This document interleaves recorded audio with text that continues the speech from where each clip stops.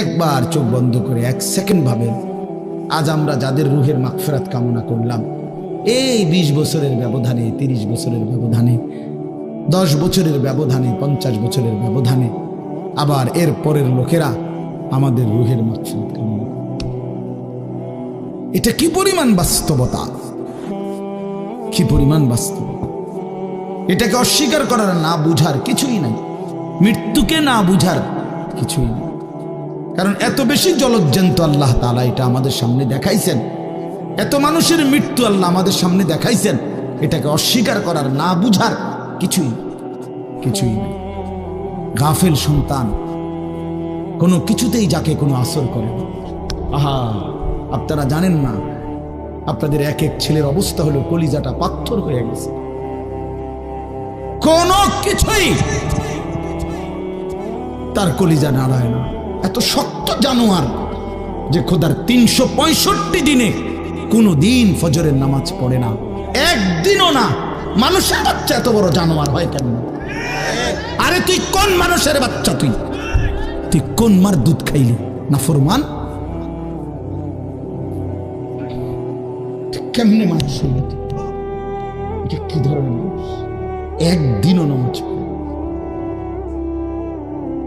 ছি ছি ছি ছি ছি! মুসলমানের বাচ্চা এত বড় জানোয়ার হয় কেমনে? কোনদিন নামাজ পড়ে না, 6 মাসে 9 মাসে কোনদিন বলতে পারবে না নাফরমান কোনদিন 5 ওয়াক্ত নামাজ পড়ছে কিনা। হায় হায়, এত বড় অসভ্য! মায়ের সন্তান হয় কেমনে? বাবার সন্তান হয় কেমনে? চিন্তা কর, কোনো কিছুই ছেলে পেলেদের হালাত হলে এই পরিমাণ লাগাম ছাড়া। কিসের মা, কিসের বাবা, কে তার মা, কে তার বাপ, কে কি তার ধর্ম, তার আল্লাহকে, তার রসুলকে, তারে বানাইছে কে, আসছে কোত্থেকে, কেন আসছে, কি করতেছে, কি করছে, কিচ্ছুর খবর, কিচ্ছুর খবর। আসে, হাঁটে, বুট খায়, বন খায়, মোবাইল টিপে, খারাইয়া মতে, বইয়া মতে, বন্ধু বান্ধবদের সাথে আড্ডা দেয়, মেয়ের পিছনে ঘুরে, অসভ্য অশ্লীল কথাবার্তা বলে। এটা কি এটা জিন্দিগি? এগুলো ভেবে দেখেন। উফ, কোন সুস্থ স্বাভাবিক মানুষ এমন হয়? বলো ভাইয়া, বলো। রাগ করো না বাপ, কে তোমা করে মনে করাই দেবে? কেউ মনে করায়।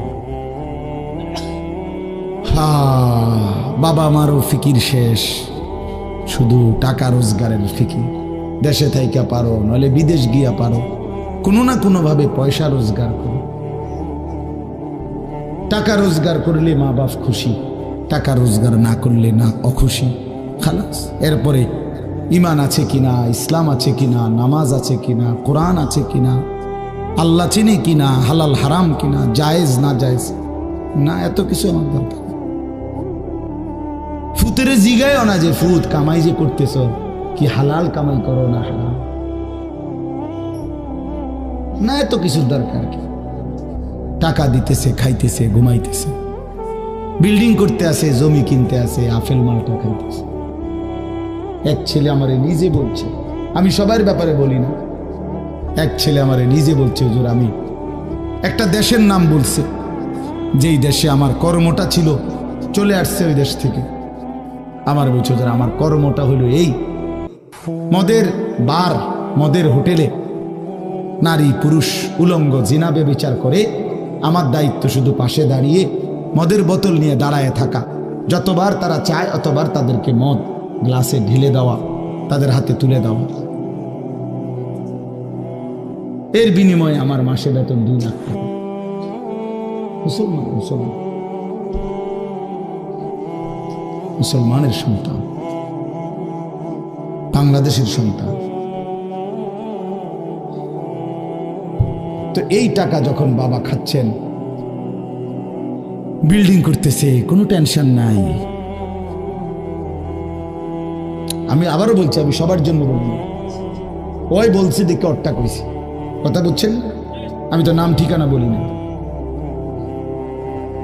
এই জন্য আমার বাপ, ডাক দিয়েন না, ডাক দিয়েন না, একজনও ডাক দিয়েন না, অসভ্যরে ডাক দিয়েন না। হ্যাঁ হ্যাঁ, ডাক দিবেন কেন? হাইওয়ানকে ডাক দিবেন কেন?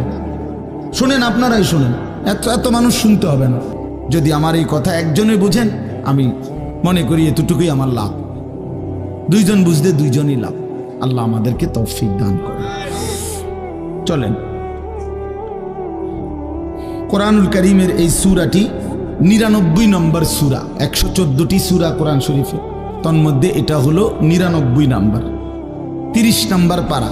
পুরা কোরআনুল কারীমের মধ্যে মোট 30 পারা। এই মোট 30 পারার মধ্যে এটা হলো 30 নম্বর পারার সূরা, 99 সূরা নম্বর। সূরাটির নাম হচ্ছে জিলজাল, সূরায়ে জিলজাল। জিলজাল শব্দের অর্থ বা জালজালা, জিলজাল একই শব্দ, দুইটার দুই রকম ব্যবহার। অর্থ হলো ভূমিকম্প। জিলজাল শব্দের অর্থ কি বলেন? ভূমিকম্প। ভূমিকম্প, এই যে জমিন কাঁপে, ভূমিকম্প হয়, এই সূরার অর্থ হলো এইটা। এই ভূমিকম্প বলতে, জিলজাল বলতে আল্লাহ তাআলা কিয়ামতের ভূমিকম্প বুঝাইছে। পৃথিবীতে এমনিতে প্রতিনিয়ত মাঝে মধ্যে বিভিন্ন এলাকা ভেদে, অঞ্চল ভেদে ভূমিকম্প হয়। হ্যাঁ, আধা মিনিট, 30 সেকেন্ড, 40 সেকেন্ড, 50 সেকেন্ড, কিংবা তার চাইতে সামান্য কম বেশি এরকম সময় ভূমিকম্প হয়। এতেই বহু ক্ষয়ক্ষতি হয়। যখনই যেখানে কোথাও ভূমিকম্প হয়, তো সেখানে অনেক ক্ষয়ক্ষতি হয়, ঘর বাড়ি বিভিন্ন কিছুর অনেক ক্ষতিগ্রস্ত হয়। কিন্তু আল্লাহ তাআলা বলেন একটি চূড়ান্ত ভূমিকম্প আছে, যেই ভূমিকম্পটা যখন হবে তখন একসাথে আল্লাহর সৃষ্টি পুরাটা জমিন একসাথে ভূমিকম্প হবে,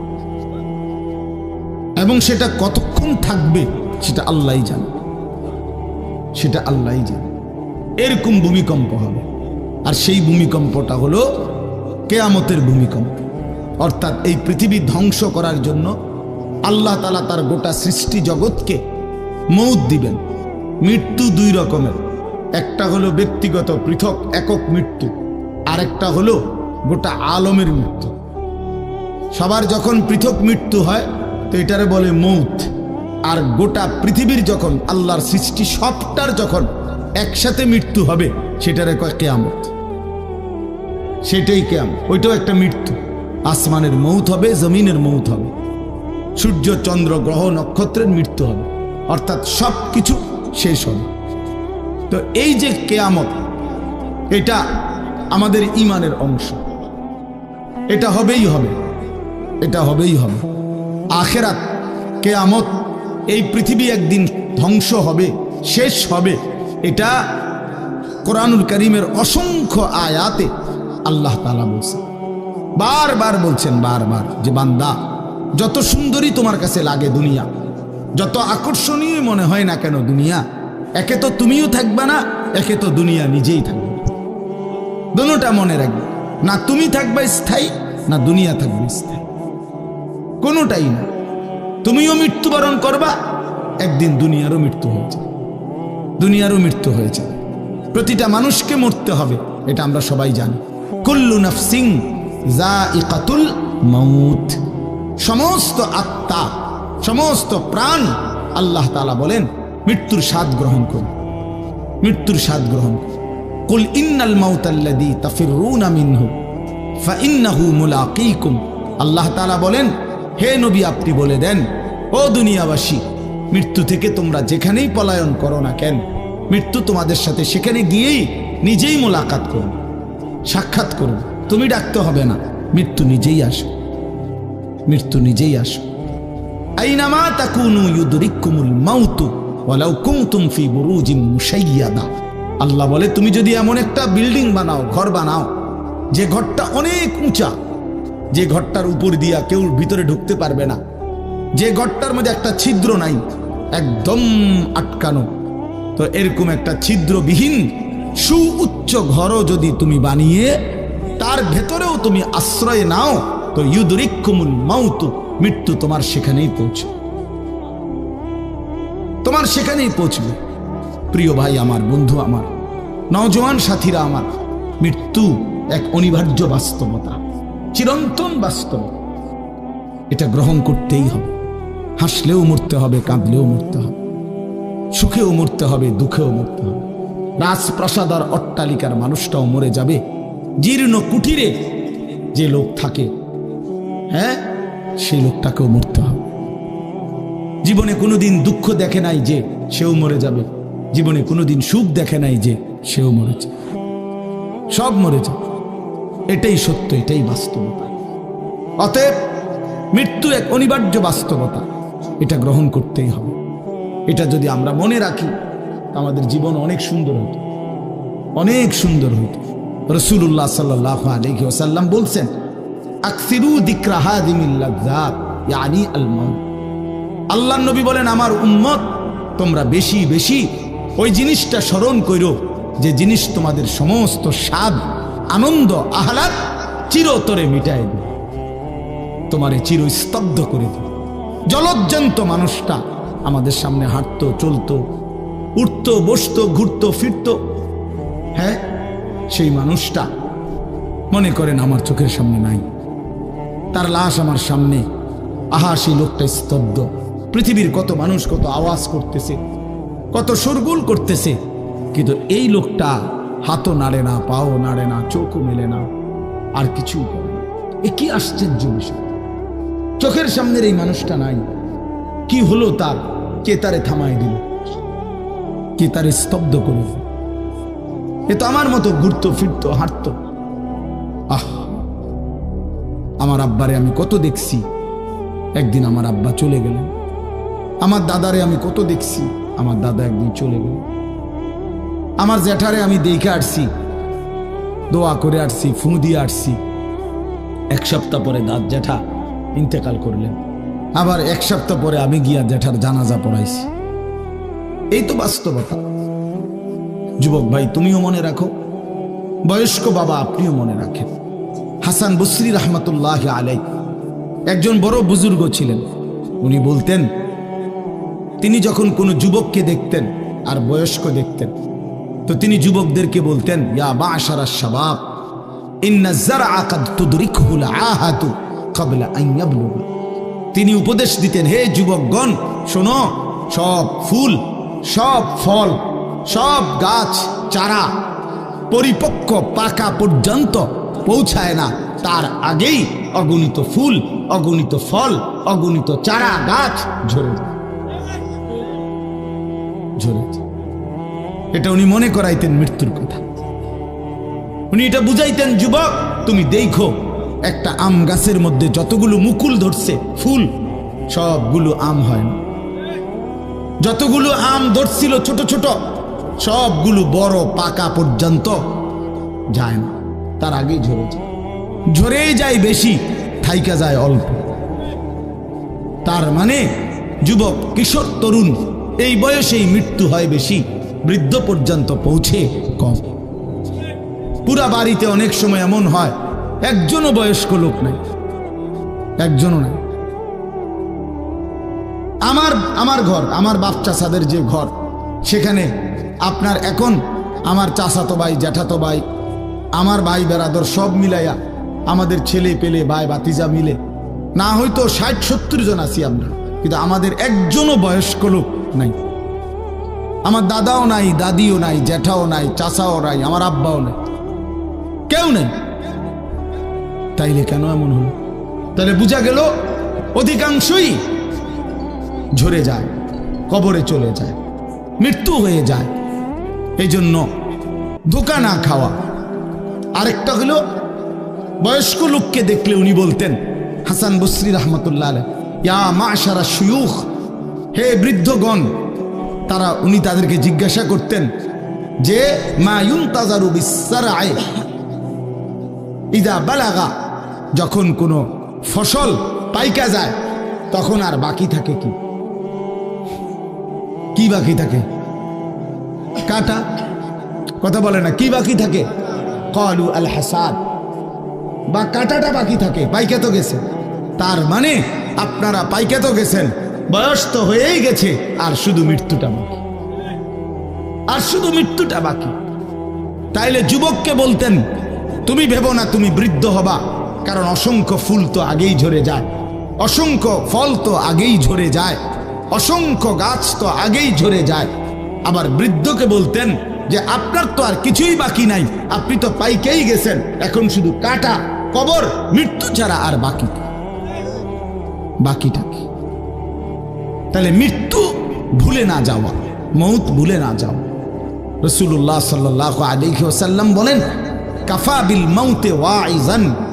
নবীজি বলেন, কোন মানুষ যদি মৃত্যুর কথা স্মরণ করে, তার ওয়াজের জন্য, নসিহতের জন্য এটাই যথেষ্ট, এটাই যথেষ্ট। আমরা কিতাবে পড়ছি, হযরত ওমর রাদিয়াল্লাহু তাআলা আনহু, এত বড় সাহাবী, উনি বলতেন, কুল্লা ইয়াউমিন ইউকালু মাতা ফুলান মাতা ফুলান ওয়ালা বুদ্দা মিন ইয়াউমিন ইউকালু মাতা ওমর।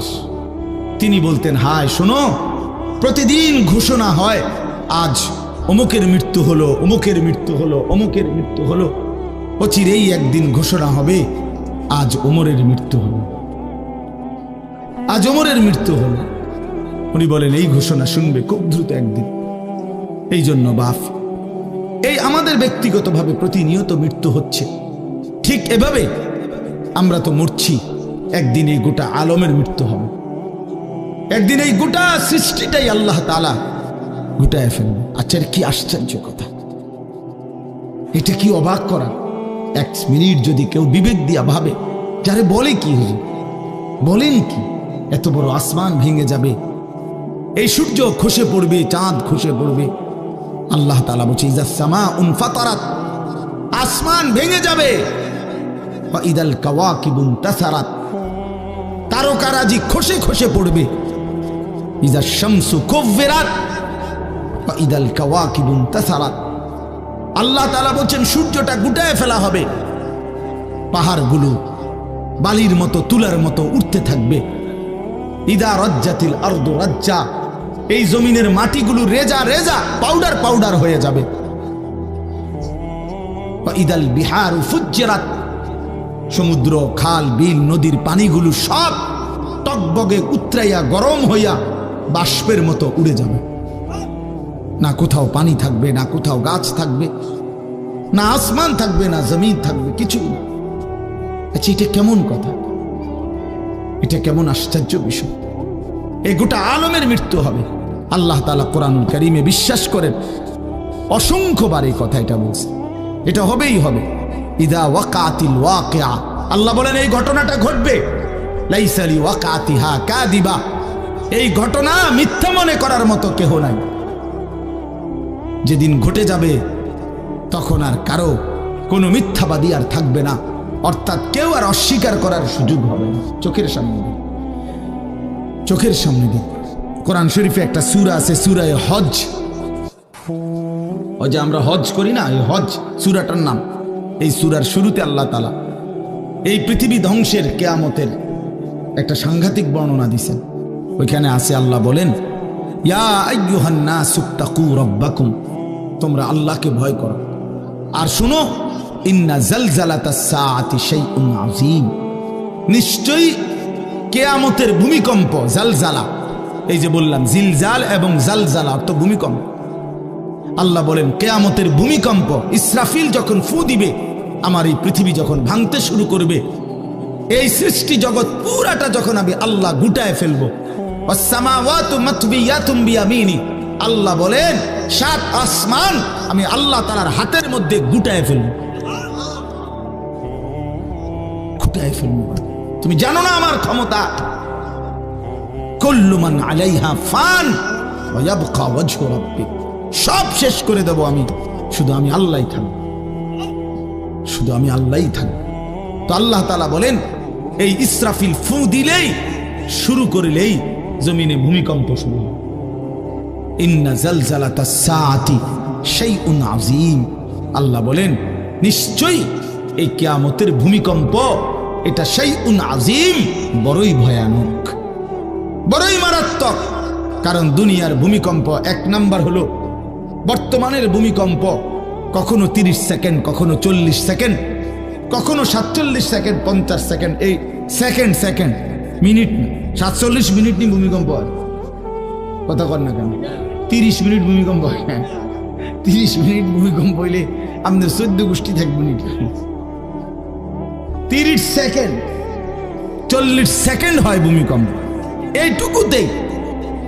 এইটুকুতে একে তো সময় সামান্য, দ্বিতীয়ত হলো একসাথে গোটা পৃথিবীতে হয় না, এদিকে হলে ওইদিকে হয় না এরকম। কিন্তু আল্লাহ তাআলা বলেন ইসরাফিল ফু দিলে যে ভূমিকম্পটা হবে, সেই ভূমিকম্পটা গোটা পৃথিবী একসাথে নাড়ায় দিবে, একসাথে নড়ে। 47 সেকেন্ড না, কতক্ষণ সেটা আল্লাহই জানে। তখন অবস্থা কি হবে? মানুষের আতঙ্ক, এই ভূমিকম্পে আতঙ্ক। হ্যাঁ, আমি একবার চাঁদপুর মাহফিলে ছিলাম, রাত্রে ঘুমাইছি মসজিদের রুমে, ইমাম সাহেবের রুমে। এই সময় ভূমিকম্প আইছে, দরজা খুলে দিছি দৌড়। মসজিদের মাঠে আইছি দাঁড়াইয়া, চাই যে পুরা গ্রামের মানুষ সব আইসা বলছে হই হুল্লোড় চিৎকার, হায় হায়। অথচ সবাই চিৎকার দিতে দিতে ভূমিকম্প শেষ। ভূমিকম্প হয়েছেই তো অল্প একটু, কিন্তু এটুকুর আতঙ্কেই যা হুজুর পাবলিক বরাবর। কিসের হুজুর আর কিসের পাবলিক, বক্তা শ্রোতা সমান। এই এখন মনে করেন ভূমিকম্প হইলে আমরা সব দিব দৌড়। আমি এখানে বুজুর্গি দেখাইব, এটা হ্যাঁ, আমি একটা বড় হুজুর বেটা প্রধান বক্তা, আমি লড়লে কি মাইসে কি করব? আপনি কি করবেন? আমার সময় কো, আমার জান নিয়ে কথাটা। আল্লাহু আকবার। তো এই সামান্য ভূমিকম্প, কিন্তু আল্লাহ তাআলা বলেন ইসরাফিল সিংহা ফু দিলে যে ভূমিকম্প হবে বান্দা, সেটা বড়ই ভয়ানক, সেটা সারা পৃথিবী নড়বে একসাথে। তখন কি হবে মানুষের আতঙ্ক? ইয়াউমা তারাউনাহা তাযহালু কুল্লু মুরদিআতিন আম্মা আরদাআত। এই 1 নম্বরে আল্লাহ বলেন যে মা তার বাচ্চাটাকে দুধ পান করাইতেছিল, এই কোলের বাচ্চা, দুধের বাচ্চা, আপন মা তার দুধের বাচ্চা ভুলে যাবে, ফেলে দিবে, ছুঁড়ে মারবে, আর মা পাগলের মতো দৌড়ানো শুরু। কোরআন শরীফের আয়াত। ওয়াতাদাউ কুল্লু যাতি হামলিন হামলাহা। এবং আল্লাহ তাআলা বলেন যে মায়ের পেটের বাচ্চা 10 মাস পূর্ণ হয়ে গেছে, আগামী 2 ঘন্টা 5 ঘন্টা পরে বাচ্চাটা এমনিতেই প্রসব হইতো। আল্লাহ তাআলা বলেন ইসরাফিলের ফু দিলে জমিন যখন কাঁপতে শুরু করবে, তো এই গর্ভধারিণী মা, গর্ভবতী নারী পাগলের মতো এভাবে ছুটবে, দৌড়বে, নিজের গর্ভের বাচ্চা নিজেই পড়ে যাবে। ও তারান নাসা সুকারা, আল্লাহ বলেন মাতালের মতো সমস্ত মানুষগুলো ছুটতে থাকবে। ফাইদা বারিকাল বাসার ওয়া খাসাফাল কামার ওয়া জুমিআ আশ-শামসু ওয়াল কামার। আল্লাহ তাআলা বলে চন্দ্র সূর্য আলোহীন হয়ে যাবে, সূর্য চন্দ্র এক হয়ে যাবে। ওয়া জুমিআ আশ-শামসু ওয়াল কামার ইয়াকুলুল ইনসানু ইয়াওমাইদিন আইনাল মাফার। লোকেরা দৌড়বে আর ছুটবে, মানুষ একে অপরকে জিজ্ঞেস করবে ভাইয়া পালাবো কোথায়, দাঁড়াবো কোথায়? কোথাও তো স্থির কোনো জায়গা নাই, কোথায় দাঁড়াবো? আল্লাহ তাআলা বলেন কাল্লা লা ওয়াজার, না বান্দা, সেদিন আর কোথাও জায়গা মিলবে না। ইলা রাব্বিকা ইয়াওমাইদিনিল মুস্তাকার, আজকে শুধুই কেবল তোমার আল্লাহর কাছেই আশ্রয় ঠিকানা। এভাবে বহু আয়াত কোরআনুল কারীমের মধ্যে আল্লাহ তাআলা বর্ণনা করছেন। আমার ভাই, তো এই ইসরাফিলের ফু দিলে গোটা আলমের মৃত্যু হবে, ভূমিকম্প শুরু হবে। তো এই ভূমিকম্প কেন হবে? এই কাঁপতে কাঁপতে সমস্ত কিছু ভাঙ্গা একসাথে, এই সব কিছু আল্লাহর সৃষ্টি, সমস্ত কিছুই জমিনের তলদেশে চলে যাবে। জমিন তখন খালি ফাঁকা, জমিনে তখন কিচ্ছু নাই, কিচ্ছু, একটা সুতা মাটির উপরে থাকবে। এই প্রথমবার ইসরাফিল ফু দিলে সমস্ত কায়নাত, ইনসান, জিন, আল্লাহর সমস্ত সৃষ্টি, মাখলুকাত সব জমিনের তলদেশে চলে যায়। মানুষ ও জিন ও অর্থ সম্পদ, স্বর্ণ রৌপ্য, মণি মুক্তা, হীরা জহরত, সব সব সব একটা কাগজের অস্তিত্ব, সব কিছু, গোটা জমিন ফাঁকা। এভাবে কতদিন আল্লাহই জানে, কতদিন আল্লাহই জানে। হ্যাঁ, এরপরে একটা নির্দিষ্ট সময় পরে আবার আল্লাহ তাআলা ইসরাফিলকে জীবিত করবেন, করে আবার আল্লাহ তাআলা দ্বিতীয়বারের মতো ফু দিতে বলবেন। এই দুই ফুঁয়ের মাঝখানে কতদিন? নবী সাল্লাল্লাহু আলাইহি সাল্লামের এক হাদিসের মধ্যে বলছে 40। সাহাবীরা ব্যাখ্যা করছেন, মুহাদ্দিসিন, সেই 40টা হতে পারে 40,000 বছর। 40,000। এই জন্য বাপ একটা কথা হলো, সর্বশেষ যেই লোকটা কবরে যাবে, শেষ যেই ব্যক্তি মরবে পৃথিবীতে, হতে পারে তাকেও শুধু কবরেই থাকতে হবে 40,000 বছর। 40,000 বছর। এরপরে তো আখিরাত। এই 40,000 বছর যদি কবরে আযাব হয়, 40,000 বছর যদি কবরে আযাব হয় ভাই, তখন কি হবে? এবার ভেবে দেখেন, এখন যারা কবরে যাচ্ছে, হ্যাঁ, নূহ আলাইহিস সালামের জামানায় যারা মারা গেছে, ইব্রাহিম আলাইহিস সালামের জামানায় যারা মারা গেছে, নবীজি সাল্লাল্লাহু আলাইহি সাল্লাম তো 1,500 বছর আগে ইন্তেকাল করছেন, 1450 বছর আগে। তো ওই সময়ে যারা মারা গেছে তারা কবরে পড়ে আছে আজকে 1,500 বছর, 1,500 বছর, 1500 বছর। তাহলে নূহ আলাইহিস সালামের জাতি কত বছর থেকে পড়ে আছে? কোথায় নূহ নবী, কোথায় আমাদের নবী? কত ব্যবধান! এই জন্য বাপ, শুধুমাত্র কবরের বিষয়টাই তো সাংঘাতিক, আখিরাত তো পুরো। শেষ ব্যক্তিটাও যদি কবরে থাকতে হয় 40,000 বছর, তো এখনকার মানুষগুলো আছে কত কাল ধরে। তো এই যার কবরে আযাব হচ্ছে, আহা বাপ, সে কি পরিমাণ কষ্ট পাচ্ছে ভাইবা। দেখে কবরবাসীদের রূহের মাগফিরাত। আরে ভাইয়া, একবার চোখ বন্ধ করে 1 সেকেন্ড ভাবেন, আজ আমরা যাদের রূহের মাগফিরাত কামনা করলাম, এই 20 বছরের ব্যবধানে, 30 বছরের ব্যবধানে, 10 বছরের ব্যবধানে, 50 বছরের ব্যবধানে আবার এর পরের লোকেরা আমাদের রূহের মাগফিরাত কামনা করে। এটা কি পরিমাণ বাস্তবতা, কি পরিমাণ বাস্তবতা! এটাকে অস্বীকার করার, না বুঝার কিছুই নাই, মৃত্যুকে না বুঝার কিছুই নেই। কারণ এত বেশি জলজ্জান্ত আল্লাহ তাআলা এটা আমাদের সামনে দেখাইছেন, এত মানুষের মৃত্যু আল্লাহ আমাদের সামনে দেখাইছেন, এটাকে অস্বীকার করার, না বুঝার কিছুই নেই। তো চলেন, এরপরে আল্লাহ তাআলা ইসরাফিলকে আবার জীবিত করবেন। জীবিত করে আল্লাহ তাআলা ইসরাফিল আলাইহিস সালামকে বলবেন, ইসরাফিল, আবার তুমি সিংহায় ফু দাও। এইবার যখন সিংহায় ফু দিবে, তখন ইসরাফিল আলাইহিস সালামের এই দ্বিতীয় ফুতে আবার ভূমিকম্প শুরু। আবার কি শুরু হবে? ও মাঝখানে ভাই, ওই ছেলে অপদার্থ, কথা বলো না, হাসাহাসি করো না, কারো কথা বাকি থাকলে, দুষ্টামি বাকি থাকলে উঠে চলে যাও, বাহিরে আলাদা জায়গা আছে। গাফেল সন্তান কোনো কিছুতেই যাকে কোনো আসর করে না। আহা, আপনারা জানেন না, আপনাদের এক এক ছেলের অবস্থা হলো কলিজাটা পাথর হয়ে গেছে, কোনো কিছুই তার কলিজা নাড়ায় না।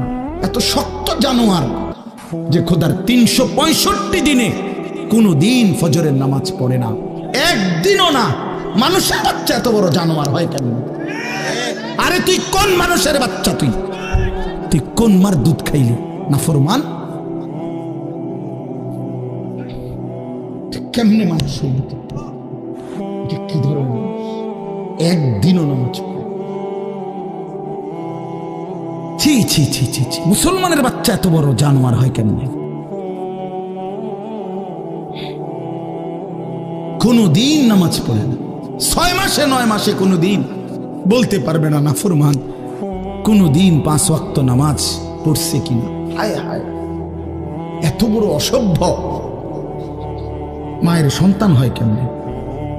বাবার সন্তান হয় কেমনে? চিন্তা কর, কোনো কিছুই। ছেলে পেলেদের হালাত হলে এই পরিমাণ লাগাম ছাড়া, কিসের মা কিসের বাবা, কে তার মা কে তার বাপ, কে কি তার ধর্ম, তার আল্লাহ কে, তার রসুল কে, তারে বানাইছে কে, আসছে কোত্থেকে, কেন আসছে, কি করতেছে, কি করছে, কিচ্ছুর খবর নেই, কিচ্ছুর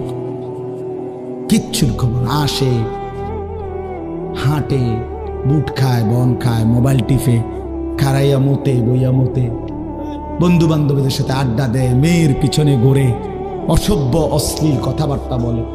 এটা কি এটা জিন্দিগি হলো? ভেবে দেখেন। উফ, কোন সুস্থ স্বাভাবিক মানুষ এমন হয়? বলো ভাইয়া, বলো। রাগ করো না বাপ, কে তোমা করে মনে করাই দিবে? কেউ মনে করে। হা, বাবা মারও ফিকির শেষ, শুধু টাকা রোজগারের ফিকির। দেশে থাইকা পারো, নইলে বিদেশ গিয়া পারো, কোনো না কোনো ভাবে পয়সা রোজগার করো। টাকা রোজগার করলে মা বাপ খুশি, টাকা রোজগার না করলে না অখুশি, খালাস। এরপরে ইমান আছে কিনা, ইসলাম আছে কিনা, নামাজ আছে কিনা, কোরআন আছে কিনা, আল্লাহ চিনে কিনা, হালাল হারাম কিনা, জায়েজ না জায়েজ না, এত কিছু আমার দরকার। ফুতের জিগায় না যে ফুত কামাই যে করতেছ, কি হালাল কামাই করো না হারাম না, এত কিছুর দরকার কি? টাকা দিতেছে, খাইতেছে, ঘুমাইতেছে, বিল্ডিং করতে আসে, জমি কিনতে আসে, আপেল মালটা খাইতেছে। এক ছেলে আমারে নিজে বলছে, আমি সবার ব্যাপারে বলি না, এক ছেলে আমারে নিজে বলছে, হুজুর আমি একটা দেশের নাম বলছে, যেই দেশে আমার কর্মটা ছিল, চলে আসছে ওই দেশ থেকে। আমার বলছে, হুজুর আমার কর্মটা হলো এই, মদের বার, মদের হোটেলে নারী পুরুষ উলঙ্গ জিনা ব্যভিচার করে, আমার দায়িত্ব শুধু পাশে দাঁড়িয়ে মদের বোতল নিয়ে দাঁড়ায় থাকা, যতবার তারা চায় অতবার তাদেরকে মদ গ্লাসে ঢেলে দেওয়া, তাদের হাতে তুলে দেওয়া। এর বিনিময়ে আমার মাসে বেতন 2 লাখ টাকা।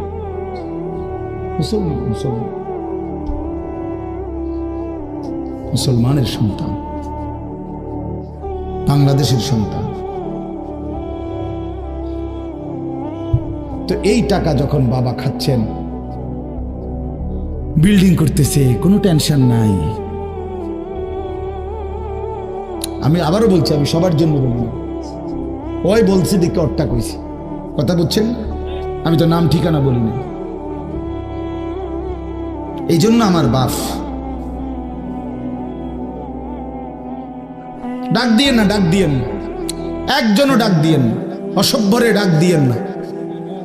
হ্যাঁ হ্যাঁ, ডাক দিবেন কেন? হাইওয়ানকে ডাক দিবেন কেন? শুনেন, আপনারাই শুনেন, এত এত মানুষ শুনতে হবে না, কোনো অসুবিধা নেই, কোনো অসুবিধা নেই। আমি তো এটাই বুঝাইতে চাইতেছি, প্রত্যেকটা মানুষ আজকে মুসলমান, আমরা ঘর দেখায়, ফার্নিচার দেখায়, বিল্ডিং দেখায়।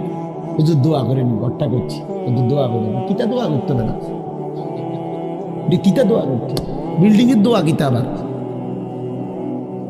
ইট বালুর লেগে দোয়া করে লাভ কি বেড়া? হুজুর মোটরসাইকেল কিনছি, হুজুর দোয়া করে, কিতা দোয়া করতে? কি মোটরসাইকেলের দোয়া কিতা? আবার আজীব লাগে না? বাস্তব এগুলো সার ডালাই দিয়ে মাইজ গে, হুজুর কত দোয়া করে দেয়, সার ডালাই দোয়া। হ্যাঁ, ওটা সার ডালাই করে, ওটার ফুতে মোবাইলে অশ্লীল উলঙ্গ ছবি দেয়। ওটার সন্তান উনি দাঁড়াইয়া রয়েছে মিস্ত্রির সামনে, ওনার গাম বাইয়া বাইয়া পড়তেছে ছাদ ডালাইয়ের দিন, আর অসভ্য জানোয়ার সন্তান বন্ধুদের সাথে উলঙ্গ ছবি দেখতেছে। ওই জানোয়ারের জন্য উনি ছাদ ডালাই নিতেছে, ওই হাইওয়ানের জন্য উনি ঘর করে দিয়ে যেতেছে।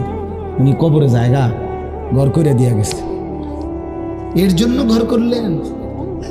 ছি ছি ছি ছি ছি।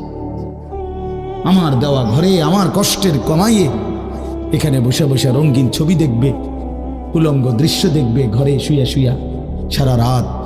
এর জন্যই আমার জীবনের এই অর্জন, এই ছিল আমার উপার্জনের উদ্দেশ্য। আহ, কতবার বললে বুঝবেন, কেমনে বললে বুঝবেন, কারে বললে বুঝবেন? আল্লাহ মাফ করে দেন। চলেন বাপ, তো বলতেছিলাম আল্লাহ তাআলা ইসরাফিল আলাইহিস সালামকে বলবেন আবার ফু দাও। তো তিনি দ্বিতীয়বারের মতো ফু দিলে জমিন আবার ভূমিকম্প শুরু হবে। এই ভূমিকম্পে জমিন কাঁপতে কাঁপতে এইবার জমিনের তলদেশে ওই প্রথমবার ফু দেওয়াতে ভূমিকম্প কাঁপতে কাঁপতে সব উপরে যা ছিল সব নিচে চলে গেছে। মনে আসেনি এটা কইছি? তাহলে উপরটা কি? ফাঁকা। এইবার নিচে যা ছিল সব উপরে চলে আসবে। এই আসলেই এটা হাসরের মাঠ।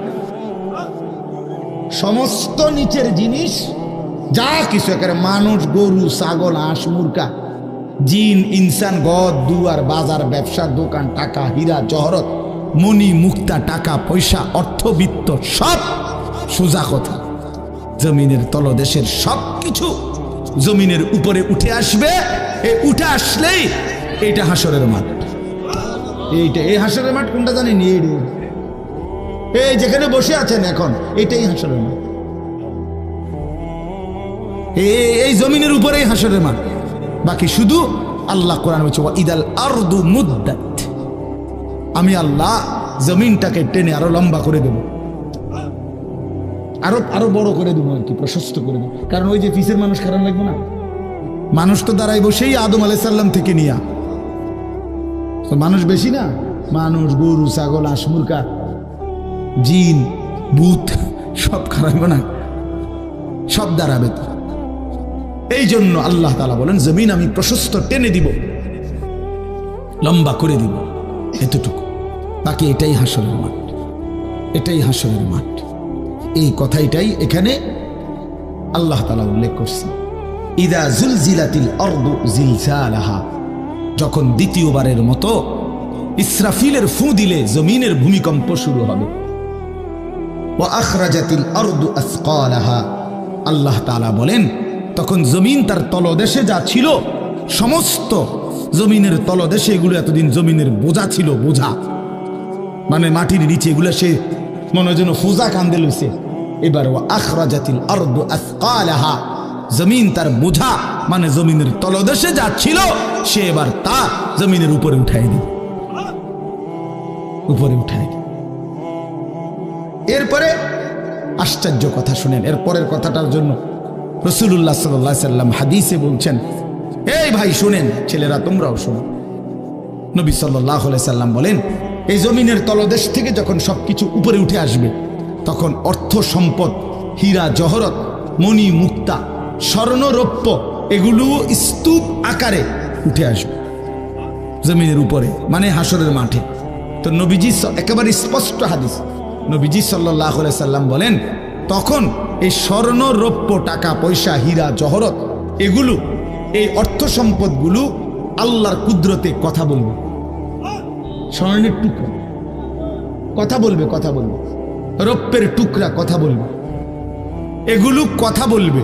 কথা কি বলবে? এগুলো তখন ওই নাফরমান মানুষগুলোকে ডাক দিবে, ডাক দিবে, আইয়ুহাস সারিক, হে চোর, এদিকে আও, এই সম্পদের জন্য চুরি করেছিলে, আজ যা দরকার নাও।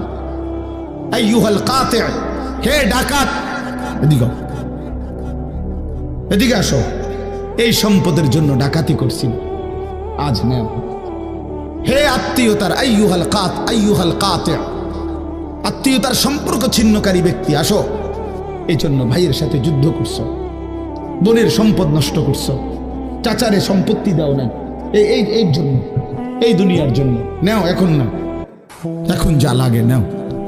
এইভাবে প্রত্যেক নাফরমান পাপীকে, হে হারামখোর, সুদ করে দিগা, এখানে টাকা যা লাগে নে,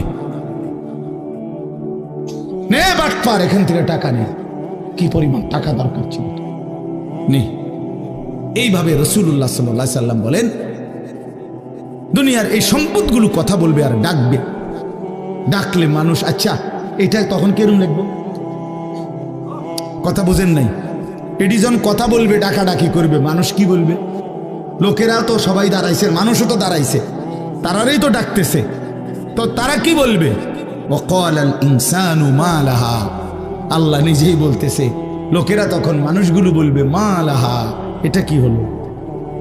আরে এটা কি কারবার? এগুলো কথা বলে কেমনে? এগুলো কি কয়? এরা আমারে চিনলো কেমনে? আমি যে সিটার, আমি বাটফারে চিন্না লাইলো, ইন্নারিল্লাহ, একেবারে পুরা ধরা, অনবিচার আচার কিছুই শুরু হয়েছে না, এখনই বেজ্জুতি, বাকিটা তো অবস্থা খারাপ। মানে অর্থাৎ মানুষগুলো অবাক হয়ে বলবে মা লাহা, কি হলো জমিনে, কি হলো এগুলোর, এরা এমন করছে কেন, এরা কথা বলছে কেন।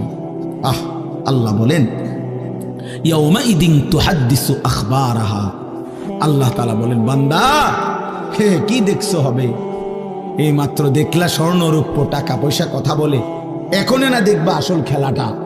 ইয়াউমাইদিন তুহাদ্দিসু আখবারাহা, আল্লাহ বলেন এখন দেখবা সরাসরি এই হাসরের মাঠে তোমার সামনে তোমার পায়ের নিচের জমিন তোমার পুরা জিন্দেগীর কথা, তোমার যত তথ্য ভালো কিংবা মন্দ, নেক কিংবা গুনাহ, তোমার সমস্ত কিছু রাতের কিংবা দিনের, একাকী কিংবা প্রকাশ্যের, গোপন কিংবা আড়ালের, আল্লাহর কসম জমিন সবটা এখন তোমার সামনে বলে দিবে। ইয়াউমাইদিন তুহাদ্দিসু আখবারাহা, রব্বুল আলামিন বলেন জমিন সবটা কথা বলে দিবে, ভালোটাও মন্দটাও, আলোটাও অন্ধকারটাও, একাকীও অন্ধকারেও, প্রকাশ্যেও সবার মাঝেও সব বলে দিবে। রাতের চুরি বলে দিবে, রাতের তাহাজ্জুদটাও বলে দিবে, মদের আড্ডার কথাও বলে দিবে, জুয়ার আড্ডার কথাও বলে দিবে। সারা রাত যুবক উলঙ্গ ছবি দেখেছ, আল্লাহর কসম সেটাও বলবে। যে যুবক মালিকের সেজদা দিয়েছে সেটাও বলবে। তাহাজ্জুদ শোনাবে, আবার সবার সাথে যে জামাতে নামাজ পড়েছে এটাও বলবে, সব কিছু বলে দিবে।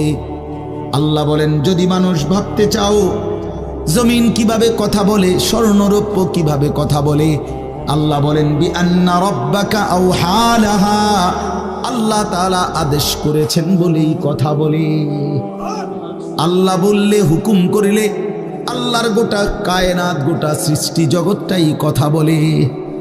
ওয়াশাহিদা আলাইহিম সামউহুম ওয়া আবসারুহুম ওয়া জুলুদুহুম বিমা কানু ইয়ামালুন।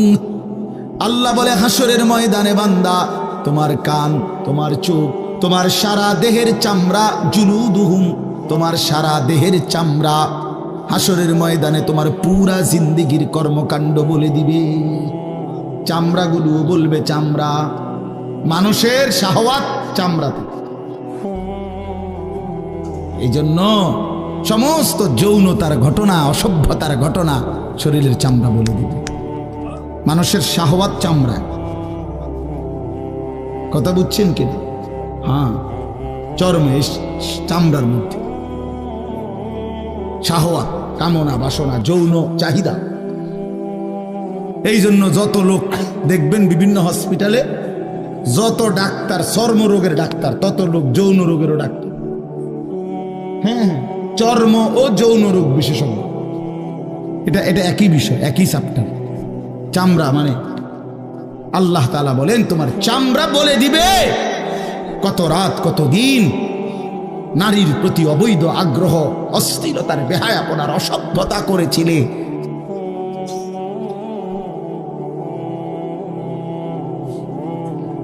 হায় হায়,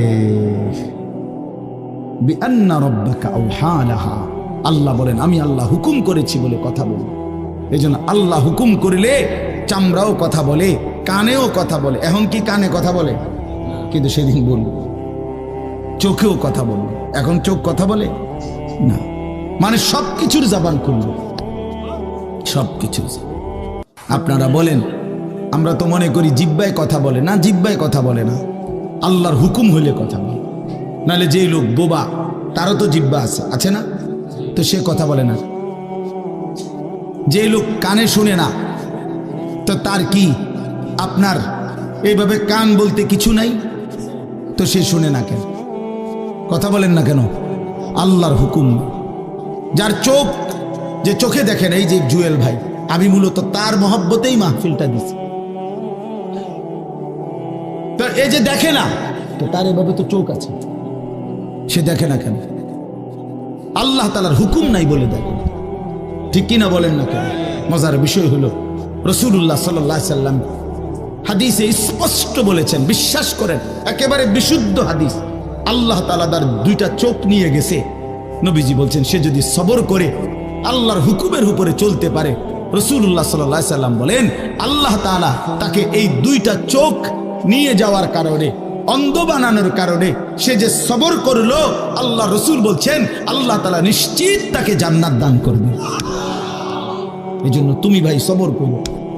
মালিকের এই দুনিয়া দেখতে পারল না তো অপেক্ষা করো, একদিন জান্নাত দেখবা, জান্নাতের হুর দেখবা, তো আরো মজা হবে যে আমি প্রথমেই জান্নাতই দেখলাম,